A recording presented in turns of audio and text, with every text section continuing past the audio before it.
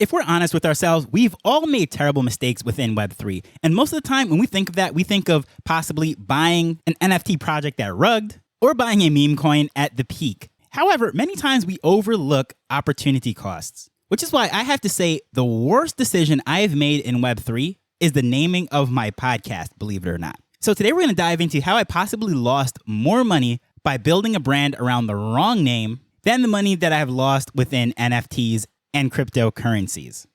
Hello, I'm Taj, digitally known as Tropic Vibes, the host of Nifty Business, where we highlight NFTs and explore Web 3.0 as we move from pure speculation to creating real-world value.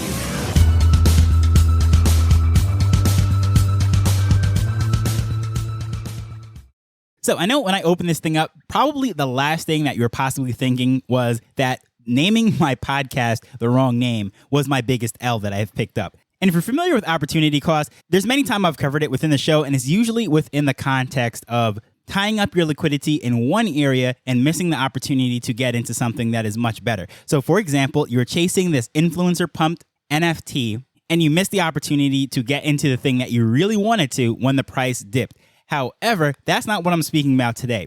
Today, I'm literally speaking about losing money and having a much smaller business today simply by how I position my brand or the name that I chose for the podcast. So when you're starting a business, there's a lot of things to put into consideration because from a marketing standpoint, you're thinking of advertising and you're also thinking of branding. Now, advertising is very easy to see. Usually you can link that to a dollar transaction. So you're able to easily track to see how something is working, your promotions, and attribute it directly to the growth or the sales. However, branding is a long-term position. That is something that you cannot necessarily quantify with the spreadsheet or in the accounting department. So for example, it's easy to see how an ad works to promote the next soda, right? However, it is not so easy to calculate the size of a business based upon Coca-Cola as the brand. So sales and advertising are on one side, but the branding is a lot more subjective and a lot harder to measure, and it's usually a long-term deal.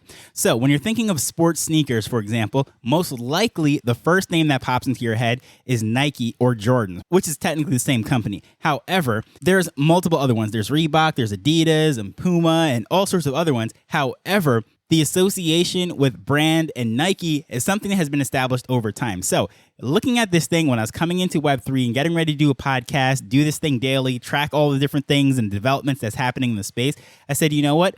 I want to build a long-term brand that can branch out beyond the initial speculations and degen and everything that we're looking at today. So rather than calling it the NFT something another, I decided to call it Nifty Business. And I decided to build this entire thing around it because at the end of the day, I was going to use this podcast to build a business. Now, podcasting is very interpersonal. It is in people's eardrums, spending a lot of time with them. Usually the people that are listening to podcasts are much more affluent. The response rates for certain things are much higher and so forth. So there is a lot of positives and benefits with podcasting because being in your eardrums, you get to know me, my personality, and it's almost like we're having a one-on-one conversation. Sure, I'm putting this out on the internet, but literally I am speaking to you. The way I set up this thing and the conversation is a very personal medium. However, with YouTube, on the other hand, when you put something out there, there's search engines and there's referrals and there's the algorithms and all these other factors that might put something in your face that's really not your cup of tea, but it just throws it out there and sees what happens. But usually what happens when you're looking for a new podcast is a very specific topic, and then you're going to search for it. Now, the search is very specific and heavily dependent on the title. So when I named the show initially Nifty Business, which is based on the business that I'm going to build, I missed out on a huge opportunity. This was heading into the peak of the bull market. Everything was getting really exciting, and people were searching for podcasts based on the term NFT. So about a month after launching the show, Nifty Business, and I was picking up some steam, something said, you know what? It's probably best that I capture the search engine term of being able to be picked up by Apple, Spotify, or whatever people are using to find their podcast. So I remember the day I was at work and I was like, you know what? I broke the rules of podcasting and SEO. Rather than focusing on the brand, I should go for the literal obvious search term and build a business, Nifty Business, but call the show NFT business. So I ran to the computer and I changed the name. And about 2 hours later, it was not sitting right with me. I was like, you know what? I'm trying to build a brand. I want to be here for the long term. I don't want to just ride the wave, and I really want to have some long-term success.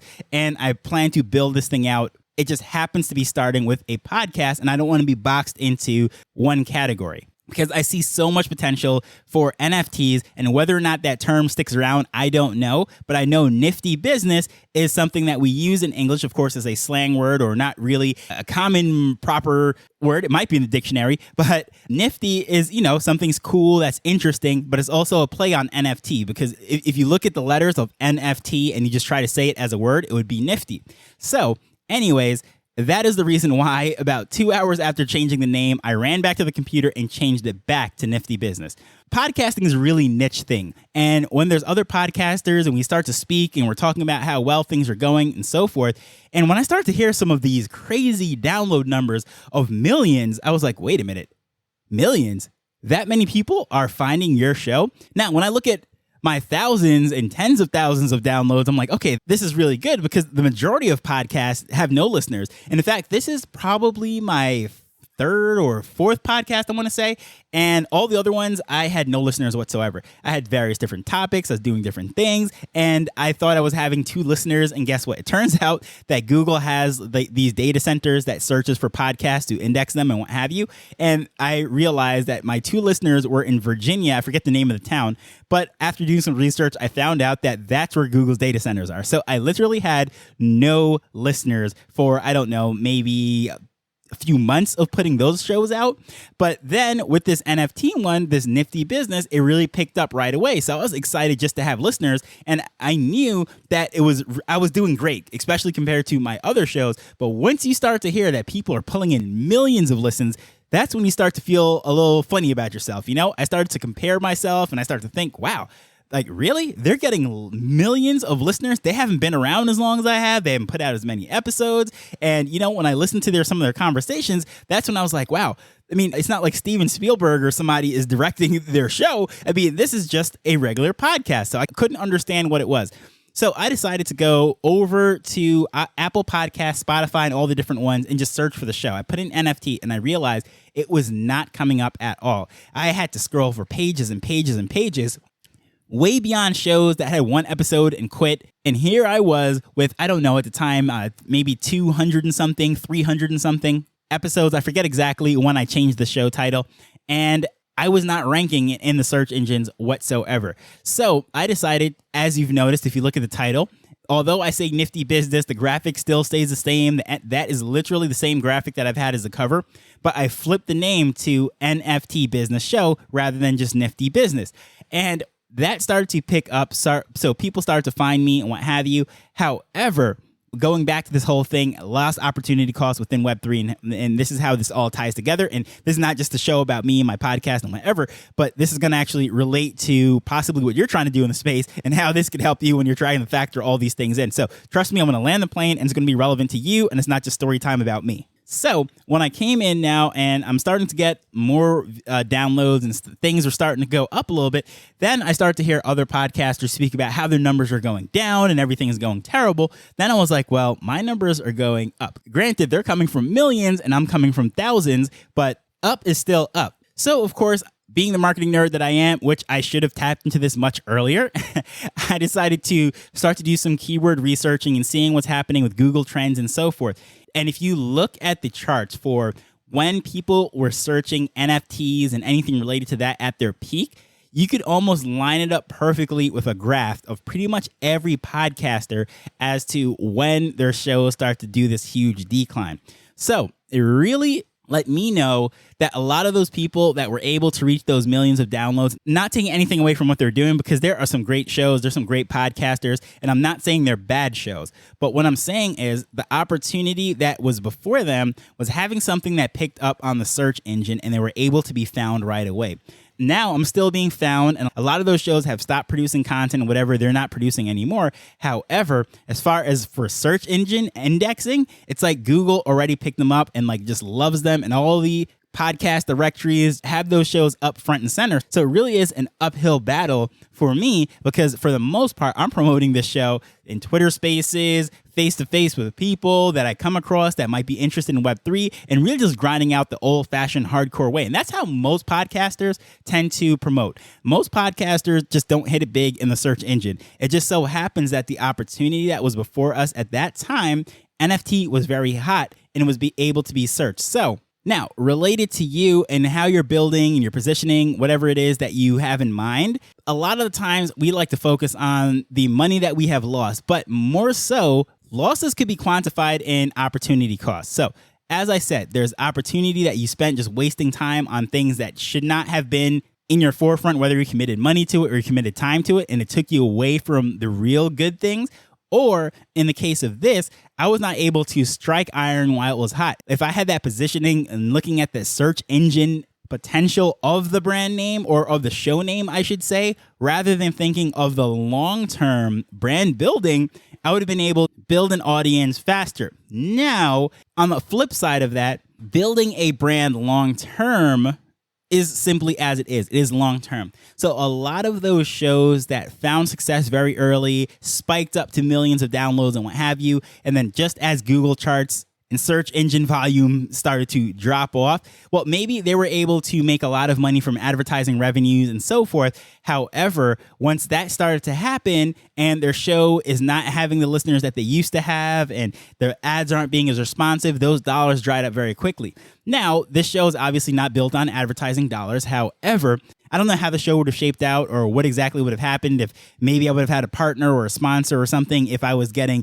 millions and millions of downloads. I don't know exactly if the right partner that was rightly aligned and most likely outside of the crypto space would have approached me and we've been able to work something out. However, seeing that I'm on this much more organic trajectory, a much more natural growth of a podcast, as opposed to riding the wave of a bull market, I think in the long term, it's actually going to work out better for me. And I think that is the case a lot of the time. If you look at a lot of these NFT projects and businesses that start up, they got their funding, they're in the bull market. It's like money was very easy to get. Whether it is from a VC just throwing money at anything to do with blockchain technology and crypto related, the metaverse, or it was from minters that just wanted to get into the next hot thing. They were using their profits from before, and they were just throwing thousands of dollars at half-baked ideas. Well, now in this market, we see that's not the case. It is much harder, and there's projects that are amazing ideas that are just not selling and catching the momentum that I think they deserve. So that is just the thing, building in a bear market versus a bull market. The same thing happens if you're launching a company during a recession, which we are in right now. I mean, the economists and all the experts aren't labeling it as such. However, everything that we've ever used for the last 100 years to measure a recession has already happened. But, you know, for reasons that I won't even go down that rabbit hole, the election year is coming up and things that are happening on the global market and wars and all sorts of crazy things around the world, just governments aren't labeling this a recession because it's not just the U.S. that's impacted. Even here in Jamaica, where I am right now, all the evidence of a recession is here, but they're just not labeling it as such. But anyways, we're in a bear market. We're in a recession. Staying the course, building slow, it might not be the most comfortable thing. It is a lot more exciting when a bull market's coming and the cash is just flowing. However, I think the long-term stability of all of us that are still in the space, I think is going to be a good thing. So if you're listening to this, you're still working on something, I just want to encourage you, yeah, sure, you might feel that you missed out on a huge opportunity by not jumping on something, say 18 months or 24 months ago. However, if you truly, truly believe in this space and this technology, I would say still continue to research, to put boots on the ground, start building whatever it is that you're building, get into some communities and find people that you align with. It's not all about these PFPs. There's a lot of communities where there are people that are building cool things. You could partner with them, whether you are someone who is good at sales, but you need someone who could do some coding, or possibly you're good at graphics and you need someone to do some of the business side of things, whatever it might be. You have some sort of idea to do something in real estate. You might be the real estate agent, but you don't necessarily know how to work out the blockchain stuff. Well, get into some of these communities and I'm pretty sure you'll be able to find some of your partners. Now, That's something I speak about all the time, just finding people that you vibe with, that you hang out with. Obviously, you have the common link of Web3, understand what's going on here. So if you find a community in whatever specific niche, specific category that you want to build in, or even if you don't have an idea, you don't know exactly what you want to build, but you just want to find people that are aligned with you, that you vibe with, just hop into some Twitter spaces, listen to see what they're like. And if anyone resonates with you, just follow them, start shooting some message and what have you. And you'd be pretty surprised to see how quickly you can strike up a little friendship online. And even if you don't have an NFT within that community, you might be able to form some inroads, whether or not you buy or they gift you one. Like, who knows? Like, I'm not even saying, look, just go whip out your wallet and start buying NFTs. No, hang out with people, get into the conversation. And I think that is way more valuable than people like to think it is. I know it sounds so cliche, community, but like, scratch that. I'm talking about individuals. Leveraging an individual relationship is something that you can never put on a spreadsheet. You can never really quantify what it is to find people that you align with.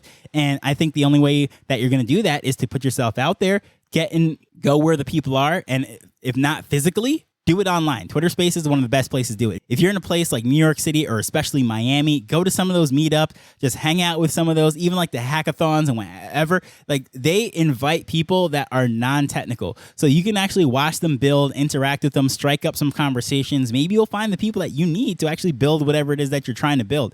And it is pretty cool to just be around people that you can have these conversations with, because I don't know what it's like in your life, but there are very few people that I can speak about this stuff to. My wife will entertain me just because she's here in the house with me, usually not too far off when I'm recording this stuff. So she gets the drift, like, the overflow from me. But to actually sit down at a table and just nerd out with somebody for an hour or two, I mean, it's invaluable. So if you can't do it physically, just hop into some spaces. And I know that's nothing new at this point, but I still think it is something that is underutilized by people trying to build something within Web3. And I can definitely tell you that it's very hard, if not impossible, to build anything of meaningful scale alone. So at some point, you're going to have to get connected and involved with other people. So with that said, hopefully my little story of my big L of naming the podcast is something that could kind of get your gears thinking in a different way. That's money that I possibly lost that I can't even put on a spreadsheet. And I consider that to me my biggest L. However, at the same time, I can say the people that have found the show and are still listening to it, such as yourself, are people that really see the big picture. You're just not riding the wave. You're here for the long term, and I appreciate you more than you'll ever know. And if you haven't connected with anyone yet, please feel free to reach out to me at Tropic Vibes on Twitter. Even if you're the most introverted, awkward person, trust me, reach out to me, because believe it or not, I'm the same way. I might sound like I'm the most outgoing, bubbly person with a larger than life personality on a microphone, but truthfully, I am an extreme introvert. And believe it or not, many of these podcasters and YouTubers and people that you hear in spaces are introverts as well. I literally have to turn it on every time I go to an in-person meeting or whatever it is. So I don't care how awkward and introverted you might call yourself, shy or whatever it is that you are. I encourage you to do so. Reach out to me, again, at Tropic Vibes on Twitter. But as usual, I just want to thank you for taking time to listen to this as we're learning and building Web3 together. So until next time, later. The Nifty Business Show is not investment advice. It provides insights and information within the space. As with anything, please do your own research before making a decision whether you're making an investment or a purchase.